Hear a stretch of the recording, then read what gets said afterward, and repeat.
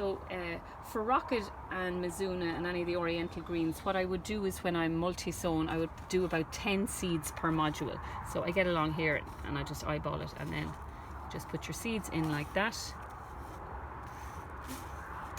And once the whole seed tray is filled with seeds, then I'll just do one row here so we get a sense of what I'm doing. And there we go. I'll put the seeds back in the seed packet, and then I'll put on my gloves again, and then I'll give a light dusting of the compost on top.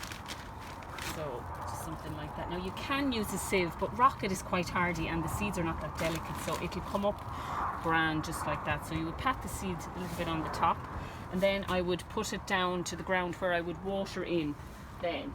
And when you're seeding, you would always use a watering can with a fine rose. And when I'm seeding, what I do is I start out here so there's no big drip going in the middle of the tray. So you start out here and you just go along like that. Just soak the seed tray like that. That's perfect.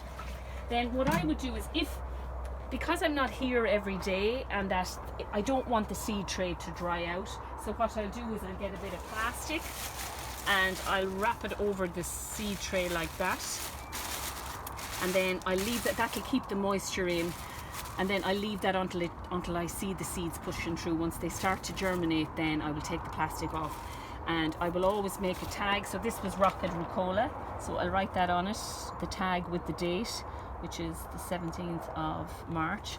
And then because I'll just sit it in underneath there, and once I take the plastic off, then I'll put it in the left hand corner of the tray. So then this will go in here to my little propagator. This propagator has cables underneath the sand, and the cables warm up, and that will bring up the heat from. So it's good to give bottom heat to seeds when they're starting off, and especially for just root development in general, it's good for the heat to come up from the bottom. You can see here I have a timer. I don't have it on right now, but I leave it off during the day, but at night I'll turn it on, and I have it set to 22 degrees. So once it gets to 22 degrees, then it'll knock off. But it keeps, when you're doing lots of different varieties of seeds, I kind of keep it at about 22. If I was just doing something like peppers or tomatoes, which could do with another bit of heat, I might set it to 24 or 25 degrees.